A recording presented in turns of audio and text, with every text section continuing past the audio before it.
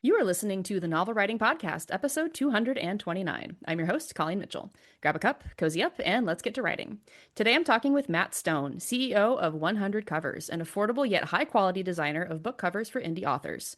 Matt is also the author of way too many books in alternative health and fitness, and now he writes children's books. I have personally used 100 Covers for two of my five published books so far, and they are about to start working on yet another. Matt, welcome to the podcast. Hey, thanks, Colleen. So tell us more about who you are in particular and how you got into the indie cover design business. Yeah, well, I mean, it goes back. I've known that I wanted to be a writer since always. I actually went to school and got a real degree in writing. And I remember asking my professors, like, great, I learned how to write. Now, how do I make a career out of it? And they just kind of had a blank look on their face, like, what? No, make a career out of it? I wouldn't be here teaching you if I knew the answer to that question. Well, I spent many years in the culinary arts after graduating from writing school because there's no real way to make money. But I did get a book traditionally published, and that book still to this day has one review written by my dad. So it wasn't a runaway bestseller, and that's why I disappeared into culinary arts until this cool new thing came out called blogging. And I started blogging and researching a lot of like alternative health and nutrition related topics. And yeah, just really went for it full throttle, read 300 books and thousands of articles and who knows how many articles and blog posts and things of that nature. And yeah, wrote millions of words, churned out a bunch of books starting in 2009, published them on my own website, eventually published them on Amazon and had a lot of success, and then parlayed that into helping other people be successful in publishing because I just knew that I know I look like a health and a nutrition expert, but no. Yeah, I just knew my days were numbered in that field and I was getting burned out and my health wasn't so good and I didn't feel very confident being a health expert when I couldn't even figure out my own problems. So that's kind of long story short. The cover aspect, the guy who I hire as my assistant to help me get into publishing first on Kindle, then CreateSpace, which is, publishing his paperbacks with print on demand, and then Audible. He helped me get into all those formats and on all those platforms. And I said, Rob, this is really cool. You should do this as a service for people. It's awesome. You kind of paved the way and figured out how to do it. So I helped him launch his own little, self-publishing assistance business, Archangel Inc., and which is still around. And yeah, I started out. My wife had just learned everything there is to know about Photoshop. She was just grinding for like 6 months, doing all these online classes and tutorials. And I said, why don't you try some book covers? And so she started designing some book covers and did the first 100 or so book covers for Rob's company for free. Really kind of honed her craft a little bit, and then we decided to help her launch her own independent book cover business, 100 Covers. And she did that for a while, a couple years, got a little overwhelmed, got behind on some orders, having some health issues of her own, and we literally had a talk like, should we shut this thing down or should we hire somebody? And I said, hey, if we can hire somebody as good or better than you are, then let me, I'll try to turn it into a real business. That was February of 2018. And now we have 56 people on the team. So it's grown and done really, really well. And our designers are so talented. The original designer is still with us. And so they've just got hundreds and hundreds and hundreds of cover designs under their belts at this point, which is why our service keeps getting better and better every year. Same designers getting better, learning, honing their craft. Of course, we've got new tools out that help, which I'm sure we'll talk about. But that's kind of the long story of how 100 Covers came to be. And yeah, like I said, we were like coin toss whether or not to shut it down Well, I, or, for uh, one, or am very try to glad turn you it did into a not business. shut it down. Yeah, yeah. I'm glad you're using our services, and yeah, I can't wait to talk a little bit more about what we've learned from all these book covers that we've done. And we're one of the only entities I'm sure on the planet that's actually gone and looked at the performance of every single one of the book covers that we've made in the real world, and that's given us some really great insights on what's really working and what's working specifically for self-published authors. It's different to be a self-published author for many different reasons. And I feel like I got you know, I've seen the formula from what our successful clients have done that's different from everyone else.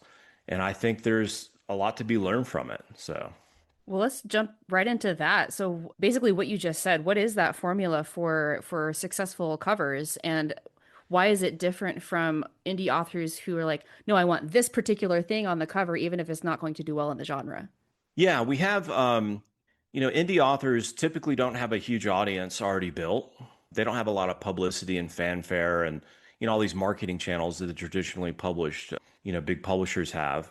Most of their sales are electronic. It's not at a bookstore. Most of their sales are coming in electronic form. So Kindle and audiobook. Traditional publishers sell almost exclusively print books. Not exclusively, but I mean, it's like the vast majority of their sales are actually printed books.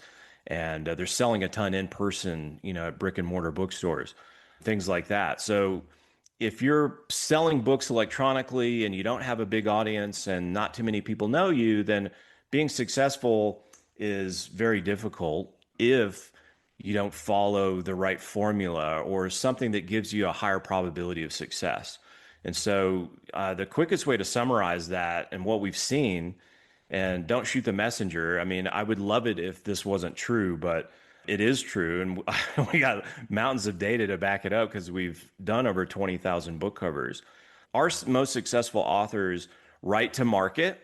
And so they know exactly what type of market that they're writing to. Let's say where we've had the most success might be these domestic thrillers that are similar to Frida McFadden. And so they identify a niche that is very, very popular, maybe even identify a specific book that's very, very popular. And then they write a similar book, give it a similar cover. And when they do that, it's very powerful. Another thing I forgot to mention when it comes to indie published authors is that indie authors are often heavily reliant on paid ads to be successful.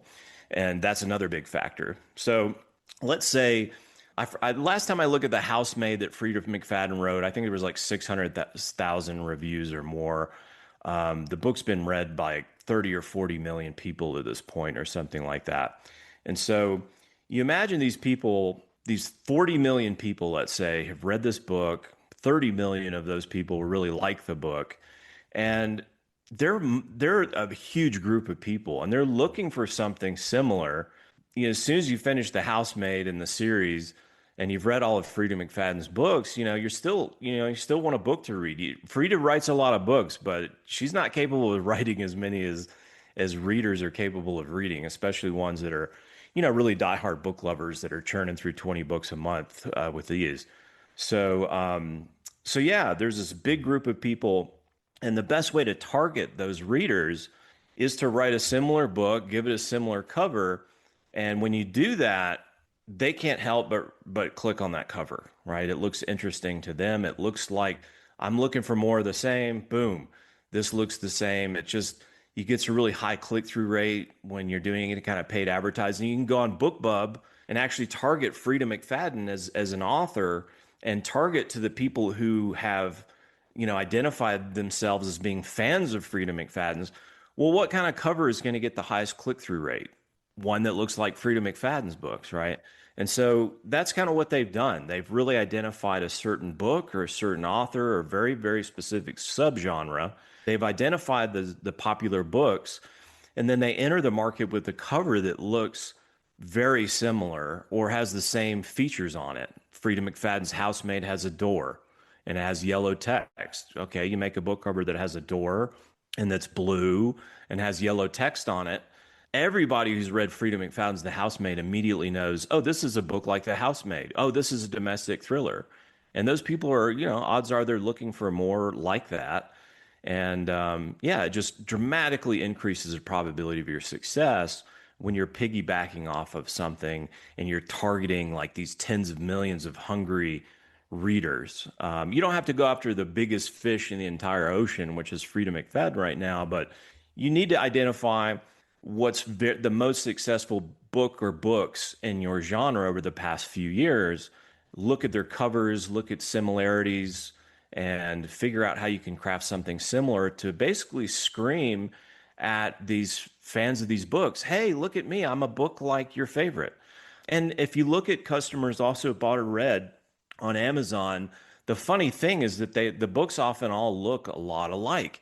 People are buying a bunch of books that look the same. They're not buying a bunch of books that have totally different covers.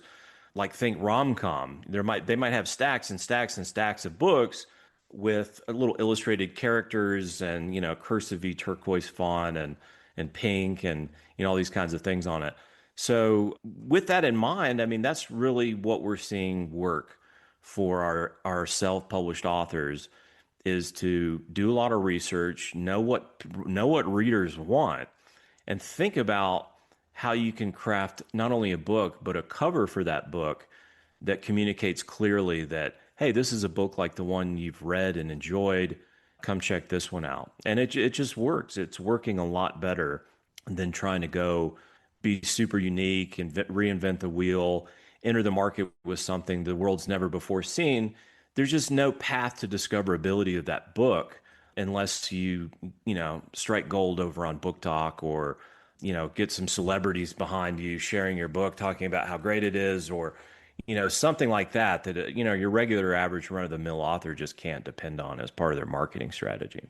So when we're trying to when we're coming to you guys with a request for a book cover, should we come with a fully formed idea of what we want on the cover, including those comparables in our genre, or can we work with the designers to settle on a cover that would fit well in the genre?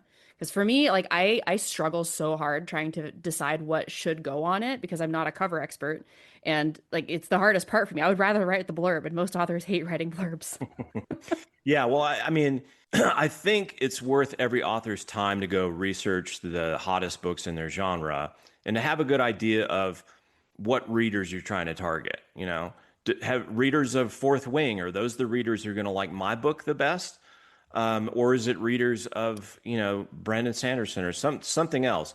You have to identify your readers. Where are they? What are they reading? What are the books that they're reading look like? And then you should have an idea of what your book should look like. I think that's really important for every author before they go seek cover design from anywhere, and us included, is to have a really good idea of what their book cover should look like to look like an on-trend, current, best-selling book cover in their niche. It's important to obviously think about your book. You want your book cover to represent the book. You don't want it to be, have mountains on it if it's a book about, somebody in Florida. But you need to be looking at the elements that are in use in that genre right now, and figure out, what the top books have put on their cover, and think about ways, what can work for your book. If you wanted to be like a Frida McFadden book and put a door on your cover, does that make sense for your book? Is there a house in your in your story? If there is, maybe that could work, but that kind of thing. But it's really good to be well informed. If you go to any cover designer, ours included, and you tell them what to do, they will do that. And so if you're uninformed or you don't have very good ideas about what you should do, or you haven't researched your niche at all and you're only thinking about your book and you just want to depict a certain scene on the cover that's a pivotal moment in the book or something like that, they're going to do that. They're not going to ignore that and just go make you, a book cover that looks like a bestseller. They're going to follow your lead. So you want to show them using examples what you want your cover to look like. Maybe mention a couple of elements. And then other than that, you kind of want to let them design and run with it. Going beyond that, you stifle creativity, and going beyond that, you're quarterbacking the process too much. And, you really need to know what you're doing if you're the one in charge of your book cover design. Before the call started, we were talking about my terrible book covers that I had before I knew anything about book covers. And I had like a health and nutrition book that had a ninja on it. It's really stupid. It didn't look anything like a health and nutrition book. I mean, I could sell it to my own pre-built audience, but if I was selling that to the general public with no, fan base that I'd already built, I mean, I wouldn't have sold a single copy of that thing because nobody looking for a health and fitness book would even take a second glance at that. Their eyes would just skim right past it because it doesn't look like the kind of book that they're looking for at all. But as a general rule, you don't want to provide no information at all to your designer. The worst things you can do is say, I'm not creative, I'm not a designer, I don't know what I'm doing, you make me a cover. And then the second worst thing you can do is tell them exactly what to do. And you don't need to tell them. I think just like with story writing, you should show, not tell. We really, really think finding those two current best-selling book covers in your genre, that have been read by the perfect fans, future fans of your book, finding two great example covers is the most important thing. And you don't need a whole lot of direction to give them to them other than that. I think it's also important to remember that the cover is to telegraph genre, and that's like its main job. And when I was getting my covers designed, I had no idea that was a thing. I just had this idea of something I wanted on my cover, and it turns out that it telegraphs my genre, even though I didn't even think about that. And Yeah. I constantly get compliments on that book cover. And that first one is what informed the rest of the series and the style that your artists were able to match perfectly with the cover on the fourth one, which I'm currently holding up to show Matt on the video for those who are listening. But they were able to match the hand drawn art so well to the rest of the series. I was very impressed. Yeah, everybody needs to be able to look at your cover. Not everybody, because not everybody's familiar with every genre, but if you write something like epic fantasy, then readers of epic fantasy need to be able to identify that immediately Correct. with no hesitation, no uncertainty. Bam, they know 100% that's an epic fantasy or whatever kind of genre you're writing in. That's really important. That to me, that's kind of like book cover design 101. To me, the next step, and like I said, what we've seen is the closer you can get to actually designing a book cover that looks very similar to another bestseller and really targeting the readers of one specific popular book, that's probably the most effective tactic that we've seen. I mean, that's just what the data tells us. You know, we enter the market with something that looks like Richard Osman's Thursday Murder Club. It's going to sell a lot of copies to people who love Thursday Murder Club. It's pretty simple, but it's good to target a specific book even and the readers of that book. So I showed an example of something that's hand-drawn digital art. But what are the other different types of cover options out there? Because I work with people who've gotten pre-made covers. And there's like you can do templates. So what are the swath of options available for us, not just with 100 covers, but across the market? Yeah, there's plenty of pre-made covers out there, but again, you're kind of shopping based on what you like usually. The problem with most designers out there, no matter who you're using, is they've never had to into the market and run ads. They've never had to go, try to sell a book head to head against another, thousand books in a genre. And so, they're artistic. They make these pretty rectangles, but that's very different from making making something that's meant to go out there, compete, get a great click-through rate on ad campaigns, and be very instantly appealing to readers of a specific book or genre. And so it takes knowledge. We kind of call ourselves book cover scientists more than book cover artists because we are interested in having a very targeted approach. We love it when our authors show up and they've done the research, they've found the perfect example covers, and then the process of designing a book cover is actually very easy, which is one of the reasons our price, our business and our service is so affordable, is that you go through this process and you want to enter the market with an on-trend cover in your niche. It's pretty easy once you've identified a couple of great example covers to just make something like that and turn it over and let you go out there and run with it. But yeah, there's pre-mades out there. You can go hire freelancers. Again, freelancers, they just don't have a whole lot of accountability. They're not tracking how their books are performing. Like I said, they're kind of designing pretty rectangles. They don't have a coach or someone in charge that's sort of guiding them, giving them advice, mentoring them. Our designers started out knowing really nothing about book cover design specifically, and it's a long process. We have people apprentice for an entire year under our best designers before they even join the design team. And yeah, I just can't imagine most of the freelancers out there without any kind of guidance or mentorship from somebody who really knows what's up is going to be very, very savvy at crafting these books. However, if you give them good examples, even a bad designer can probably get pretty close to something that's going to be effective in the market.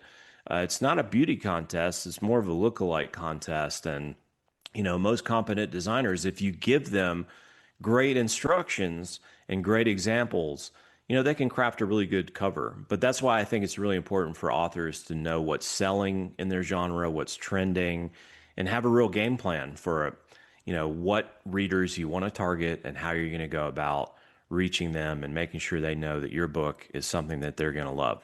This is kind of a tangent, but how often do you see people come to you guys to recover their series based on that research that they've done and they're seeing other books that are performing better in their market and their covers aren't necessarily matching what's working?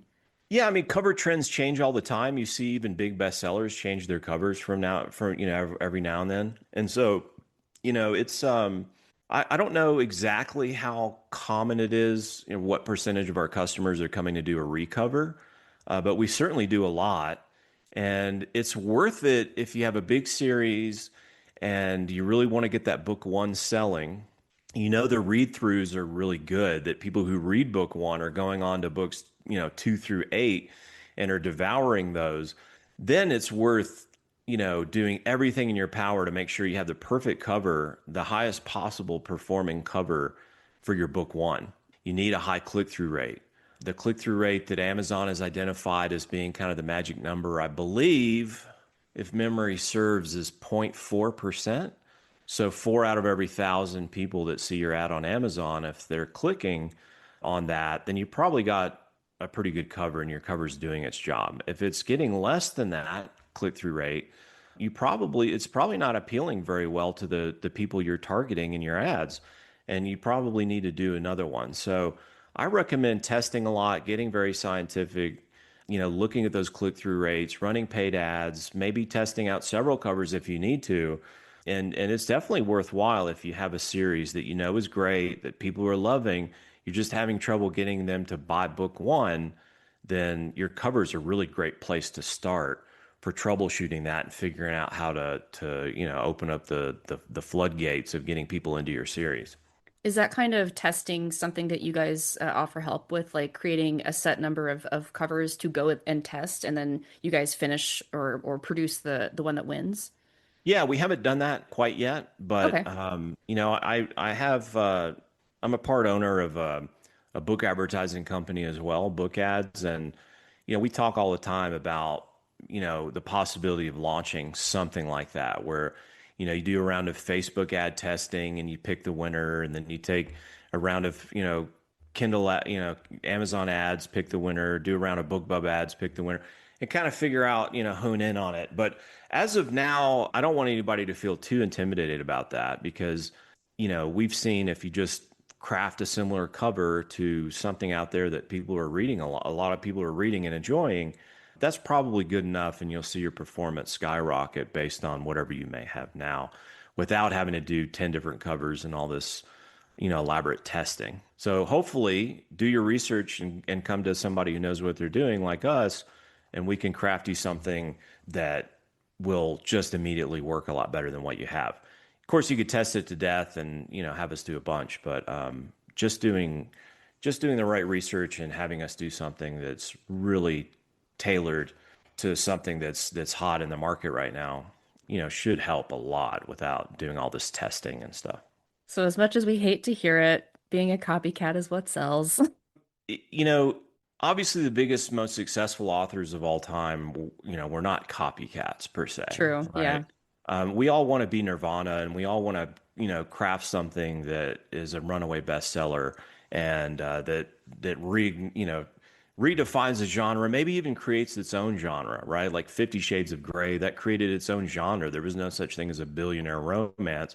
And now there's this whole category called billionaire romance. And 15 years later, the book covers in that genre are still mostly black and white and have a guy with a tie. And the book covers still look very similar in a lot of ways to the 50 Shades of Grey book cover from 2011. And so, yeah, you can light the world on fire with something that is unique that the world's never before seen, but your odds of being successful doing that are much, much lower. To use a baseball metaphor, that's swinging for the fences. And, everybody knows in baseball now that the key to being successful is finding a way to get on base, hit singles, get walks, just get on base. That's a surefire way to success, and it's easier than having to hit the ball all the way over the fence and on the perfect swing. And so yeah, it's just one strategy. But like I said, it's the strategy that our authors, who are all, 99% self-published, highly dependent on ads, selling their books mostly on Amazon in electronic form, that's where they're having the most luck, and their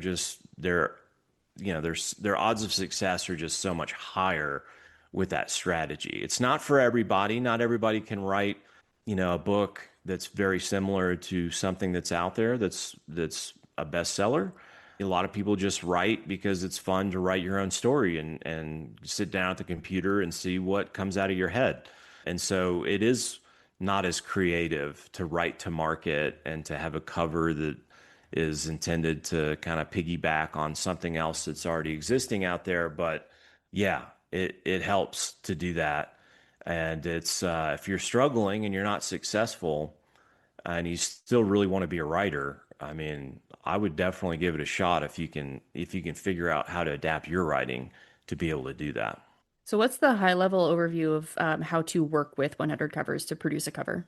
I think I've summed it up pretty well already. The main thing we want you to do is go research your genre. And we have a tutorial video that I made on our website. So after you complete checkout, you go to our form, and then I have a nice video showing how to go and find those two best-selling covers. And it's not hard, and we give pretty good guidance on how to do that.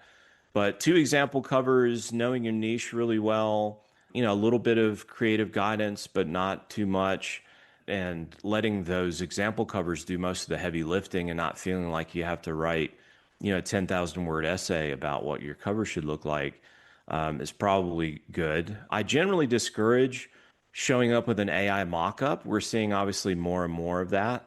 People show up with this AI mock-up, and if you haven't done your research properly and you don't know what's trending in your genre, that AI mock-up may look totally wrong for your genre. It may be something that has a snowball's chance of actually having success and connecting with the readers you're aiming for. And a lot of authors they get awfully married to this AI creation that they made, and they have trouble, letting our designers do what they do, and they have trouble, kind of staying on task. And yeah, so that's a little bit of a pet peeve, I guess, these days with both me and the rest of the design team, is these AI mock-ups show up and we're like, what are we supposed to do? Recreate something that looks almost exact to that? Is this the right look? It's too much. It's too much guidance to be giving to the designer. And, if you're not really equipped with the right information and the right knowledge and the right research about your genre, it can go horribly wrong. And so that's just another little tip. But those example covers, like I said, those are worth their weight in gold. And that really helps give a clear vision to the designer and to you. You guys both are on the same team, knowing that you want a cover that looks like that. So everybody's kind of aiming at the same target, and that helps ease the process and helps us get it right on the first try. Reduces rounds of revision, which is tedious and painful for everybody involved. And we like to minimize those as much as possible for us and the authors. It's very stressful when you're having to multiple rounds, change this. No, I don't like this. Change this. Font could be a little bigger, all these kinds of things. It can go on forever and be kind of a waste of everyone's time. So, but yeah, that's all I would say. Those two really well researched, hot, on trend, best selling book covers as examples, that's huge. On the subject of doing that research, before we started recording, you mentioned there's an article on Kindlepreneur. Would you mind sharing your screen so we can scroll through that? Yeah. Yeah, I'll kind of show you a good example of what I mean here. Let's see here. Let's make sure I share the whole screen, entire screen share. And for those of you listening, you can get this recording on the Substack linked in the description. Yeah, and you can go to this article yourself. I just published this June 5th, 2026, so it's pretty current. And it's called Book Cover Design Lessons Learned from 20,000 Self-Published Books over at kindlepreneur.com. So go check that out. But scrolling through, I talk about all the things that we just talked about, how to improve your odds, Book cover is not a beauty contest, it's a look-alike contest. And I talk about originally these 80s book covers, right? Why did they all look the same? And the answer, of course, is they all look the same, like these Fabio looking covers, because that's what a romance book cover looked like, a steamy romance book cover that, your mom back in the late 80s was all about when you went to Target or Walmart or something. And if it didn't look like this, then the women who read books like this wouldn't be interested in it. They wouldn't even notice, they wouldn't even know it's a book cover, or they wouldn't even know it's a book for them, right? And so, and there's me, of course, in my back when I was a model, cover model. Not really. His face photoshopped over Fabio. Yeah, we talk about 50 Shades of Grey, where book cover trends come from. And here's that image of the currently billionaire romance. As you can see, we see neckties and we see lots of black and white. And, so not exactly like the original, but you can still see how the original is influencing that, which is pretty cool. It ends with us, of course, Lily Blossom Bloom, the florist. The book cover had flowers on it, and for a couple years, like all the gritty romances had flowers on them, right? So that was a good example of that. This one is the biggest romance trend, of course. This was the original illustrated, kind of rom-com cover, The Kiss Quotient by Helen Huang. And that came out June 5th, 2018, something like that. So like 8 years ago. And if you go look at Customers Also Bought or Read, right, you're seeing that they all look a lot alike. You're seeing repeating color schemes. You're seeing similar text and typography, and obviously the illustrated characters on there. Anyway, as anybody's walked into a brick and mortar bookstore lately, you know what I'm talking about. This cutesy illustrated romance covers have just absolutely taken over and are kind of peaking right now. So much so that entering the market with a cover looks like that, it's so saturated that it's no guarantee for success. I'm waiting, counting the days until there's a seismic shift in romance book cover design again so that more people can start to compete again. Look like a bestseller, sell like a bestseller is kind of one of my taglines. But here's Richard Osman's The Thursday Murder Club. We talked about that. And here you can see, look at all these books in the market that look so much like it. It's got red text written on an angle, right? You see all that written on an angle? The red background is even on this one. I mean, super obvious that these are books like The Thursday Murder Club, but you can see they're all successful. Blackout Murders, 3,400 reviews. The Charity Shop Detective Agency, 6,500 reviews. The Cornish Wedding Murder, 9,200 reviews, et cetera, et cetera. So this is what I mean by you enter the market with something that looks like Thursday Murder Club, your chances of success are really high because there's literally tens of millions of people out there that read the Thursday Murder Club. They're looking for something very similar. But you can clearly see, Colleen, like, the similarity is very, very obvious. Nobody who's read the Thursday Murder Club could see these covers and not think instantly that it's a similar type of book. And that's where, book covers do their biggest magic. This is interesting. This is poetry. This is the biggest seller in poetry. All lowercase text, black background, very simple little long line drawings of a couple of bees, right? You wouldn't think that this would be like in poetry, the source of the greatest, creativity and originality that anybody would be, piggybacking and copycatting. But look at those bestsellers, right? Almost 16,000 reviews, 5,000 reviews, 8,000 reviews. And these things are obviously intended to appeal to readers of Milk and Honey. There's no doubt about that. And but just crazy success that these books have had. And this is what a poetry book looks like. So this is talking about where why a fantasy book looks like a fantasy book, why a thriller looks like a thriller. It's always changing, and it comes from very successful, groundbreaking books. Milk and Honey was this earth-shattering success, and so the covers in the genre, to look like a poetry book, you need to start looking like Milk and Honey, or else people who read poetry won't be able to identify it as a poetry book. And on that though, the two at the bottom, you have Pillow Thoughts at 15,000 reviews, and then next to it is 2 a.m. Thoughts. So even the titles are Yeah. similar. So Yeah, like even the trend that we see in fantasy with a Court of Thorns and Roses spawned this whole trend of titles being like a blank of blank and blank. And the funny one is a bowl of mac and cheese. Right? nice. But there's a reason that those spawn trends is because they work. And ignoring it is probably not a good idea. Exactly. And the piggybacking goes really far. If you look at like thrillers, for example, you'll see all these author names that are AJ something. I mean, it gets really outrageous when you're looking through the customers also bought a red and you see, AJ Johnson, AJ Jackson, AJ. I mean, it's pretty wild. I don't know, it's in everybody's taste to see how far they really want to go and take that. But the point is that even people who pride themselves on creativity and originality still know that to be successful, you got to look like a poetry book, and this most successful poetry book is the one that's defining the look of poetry these days. So that's just a couple of examples, but I could go literally in any genre and do that same kind of breakdown and go through the customers also bought or read, go through the bestseller list, and find all those things. Just a quick note about a nonfiction as well. I saw the Lethem theory in the bookstore for the first time, and I knew as a book cover person that they were definitely 100% trying to target the readers of Atomic Habits. Atomic Habits has been read 25 million, 25 million copies sold. The book cover has these little atoms around it on a very plain, and then they got these little gold dots all over the Lethem theory, and you can see the layout. And to me, I just looked at it. I said, "Look, it's a green Atomic Habits."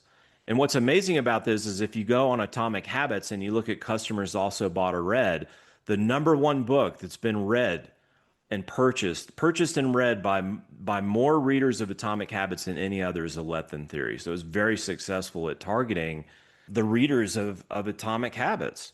And so even in nonfiction, even where there's like not even any images on the cover at all, you can still see these very clear attempts to target the readers of Atomic Habits, which is not a bad thing. It's not a distasteful thing.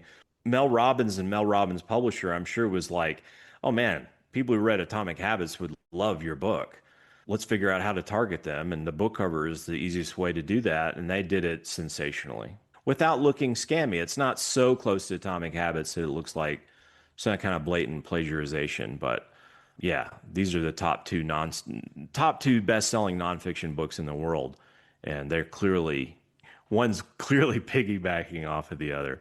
So anyway, that's just a good breakdown, finding your trends, going through the customers also bought or read and you're looking at the typography, you're looking at the color of the text, you're looking at the size of the text, where it shows up, you're looking at the author name, you're looking at color schemes. And so you go and look through something like this and you can see typography, you can see colors starting to replete and this is just I didn't go through and hand select this. This is literally a screenshot, and all five of these books have really, really obvious similarities that make them clearly one of these kind of domestic thrillers. And like we talked about earlier with the Frida McFadden book, make a book with a yellow title and a door on it. Well, here's a yellow title with a door on it. Here's a door and a keyhole, right? Yellow text. So anyway, there's an AM. Sorry, no AJ, but trust me, there's a lot of AJs out there in the domestic thriller world. But anyway, that's just the few things. But if anybody listening can't see this, go check that article out, scroll through. You'll see what I'm talking about. If you think, oh, this guy just thinks you should go copycat, other books out there, go look at this and you'll see for yourself all the people that are doing it, how it's successful. It's not something that should be frowned upon. Writing a book in 1989 that's a romance and having a guy on it that looks like Fabio is not being, unoriginal. It's just being smart. And you don't have any alternative. You can't sell to people who are reading a bunch of books that look a certain way with a cover that looks not like that. They just won't know that it's a book for them. So anyway, just try to be really obvious with that cover. And yeah. Okay, we'll definitely link to that in the description so you can go check that out yourself. Thank you, Um, Colin. yeah. So let's say somebody has listened to this episode, but they still don't want to work with 100 covers. They're trying to find a designer.